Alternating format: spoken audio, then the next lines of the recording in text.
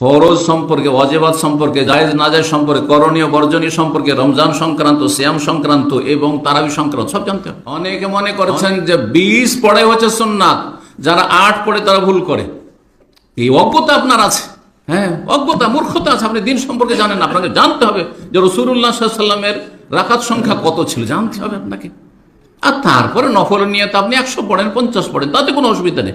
কিন্তু কথা হচ্ছে নবী সাল্লাল্লাহু আলাইহি ওয়াসাল্লাম বাস্তবে কত রাকাত পড়েছেন এবং তার কোয়ালিটিটা কেমন ছিল।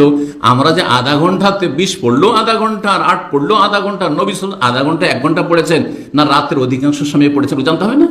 অবশ্যই জানতে হবে। এইরকমই রোজা ভঙ্গের কারণগুলি না জানার কারণে আমাদের মুসলিম সমাজে যে আমাদের কাছে এইরকম অনেক এসেছে, স্বপ্নদোষ হয়েছে, রোজা ভেঙে বসে আছে, রোজা নষ্ট, কারণ স্বপ্নদোষ হয়েছে। স্বপ্নদোষ রোজা নষ্ট হবে? হ্যাঁ। আর একজন অজ্ঞ জানে না যে আপনার তামাক জাতীয় কিছু ব্যবহার করে রোজা নষ্ট হয়, সুতরাং গুল দিয়ে দাঁত পরিষ্কার করছে দেশে, যে এইসব দেশে দেখেছি, গুল দিয়ে দাঁত পরিষ্কার করছে রোজা অবস্থায়, রোজা নষ্ট, তার রোজা নষ্ট ধূমপান করার মধ্যে। তাহলে আপনার কত জানা জরুরি, কিসে রোজা ভঙ্গ হয়, কিসে ভঙ্গ হয় না। হ্যাঁ, চোখে আমি ড্রপ দিতে পারবো কিনা, নাকে দিতে পারবো কিনা, কানে দিতে পারবো কিনা, হ্যাঁ, মুখে দিতে পারবো কিনা, কতটি ছিদ্র আছে মাথায়, গোটা মুখমণ্ডলে মাথায় কতটা ছিদ্র আছে? 1টা, 2টা, আর 3টা, 4টা, ঠিক আছে। 4টার মধ্যে কটাতে রোজা ভঙ্গ হবে, কয়টা ভঙ্গ হবে না? কে বলবে? হাত তুলবে। যে বলবে হাত তুলবে। 2টাই ভঙ্গ। কিসে ভঙ্গ হবে? হ্যাঁ, কানে, হ্যাঁ, নাকে আর মুখে। দেখেন, মুখে, এখানে একটি কথা ভালো করে শুনে রাখেন, তাহলে ভুলবেন না। যদি কোনো রোগী স্বাভাবিকভাবে পানাহার করতে পারছে না, খাওয়া দাওয়া করতে পারছে না, পান করতে পারছে না, তখন তাকে পাইপের মাধ্যমে যে হ্যাঁ খাবার বা পানীয় দেওয়া হয়, সেটা কোনখান দিয়ে দেওয়া হয়? কোনোদিন চোখ দিয়ে দেওয়া হয়, কান দিয়ে দেওয়া হয়, তাহলে 2টো ছিদ্র বাদ গেল। এগুলো তাহলে খাবার বা পানির রাস্তা নয়। খাবার পানির রাস্তা চোখও নয়, কানও নয়, কি? নাক দিয়ে দেওয়া হইতে পারে অথবা মুখ দিয়ে দেওয়া হইতে পারে। সুতরাং নাক আর মুখে, হ্যাঁ, কি যদি ড্রপ দেওয়া হয় তাহলে রোজা নষ্ট হবে, কিন্তু চোখে ড্রপ দিলে রোজা নষ্ট হবে না। সুরমা লাগালে রোজা নষ্ট হবে না, কানে ড্রপ দিলে রোজা নষ্ট হবে না। জানতে হবে না, এগুলো জরুরি আপনার জন্য জানা, যে কোনটাতে নষ্ট হবে আর কোনটাতে নষ্ট হবে। সবকে দিলেন হক বাতিলকে, হ্যাঁ, আর ভুল সহি সবকে একাকার করে দিলেন অজ্ঞতার কারণে। জি, রমজানের মাসলা মাসাইল জানতে হবে, যেইভাবে জানুন না কেন। ফাসআলু আহলা যিকরি ইন কুনতুম লা তা'লামুন, সূরা আম্বিয়ার আয়াত নম্বর 7 আল্লাহ বলছেন, যদি তোমাদের না জানা থাকে তাহলে ওলামায়ে কেরামদের কাছ থেকে জেনে নাও, কোরআন সুন্নাহ আলেমদের কাছ থেকে।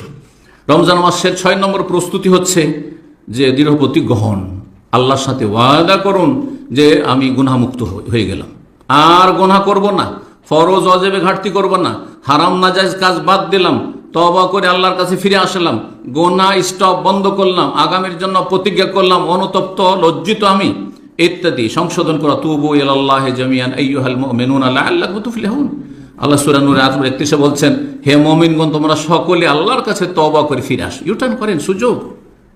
এতদিন ভুল করেছেন, এখন ফিরে আসেন, এগুলি সুযোগ। মানুষ সবসময় সংশোধন করতে পারে না। হয়তো এমন একটা মুহূর্ত যেই সময় সে চেষ্টাও করেছে আর সময়টাও তার সাথ দিয়েছে, অনুকূলে হয়েছে, তখন মানুষের সংশোধন হয়ে যেতে পারে। বহু মানুষ আছে পথভ্রষ্ট, গোমরা ছিল, রমজান মাসে হেদায়েত হয়েছে।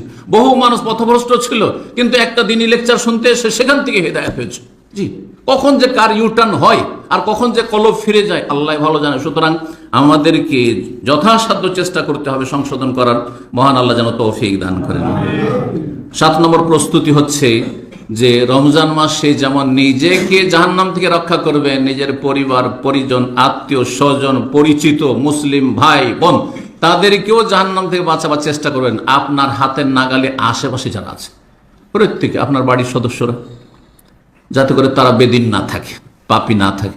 আপনার পাড়া প্রতিবেশী, আপনার আত্মীয় স্বজন, দূরে প্রবাসে আছেন কিন্তু আপনার গ্রামবাসী, আপনার যাদের সাথে রক্তের সম্পর্ক রয়েছে, আপনার যাদের সাথে বৈবাহিক সম্পর্ক রয়েছে, আপনার শ্বশুর বাড়ি, আপনার মামার বাড়ির লোক, আপনার দাদার বাড়ির লোক ইত্যাদি, নিজের বংশ, মায়ের বংশ, বাপের বংশ, এগুলো কিন্তু দাওয়াত দিতে পারবেন। এদের সাথে তো আপনার একটা আন্তরিকতা আছে, পার্থিব একটা সম্পর্ক, রক্তের সম্পর্ক আছে, বা বিভিন্ন রকমের সব সম্পর্ক আছে।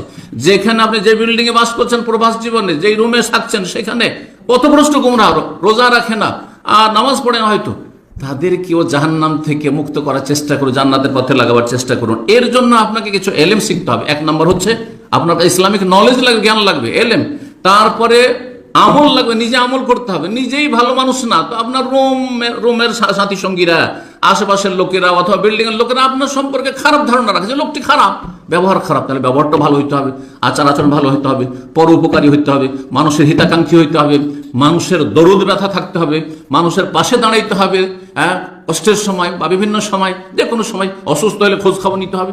আরে আমার আত্মীয় স্বজন আছে এখানে দাম্মামে, আরে আমার মায়ের পেটের ভাই আছে, সেও আমার খোঁজ নেয় না আমার অসুখ বেশি বা বিপদ আপদে, কিন্তু এই ভাই যে ধার্মিক ভাইটা আছে, এই মুসলিম ভাইটা আমার খোঁজ খবর নেই, সে আকৃষ্ট হবে না?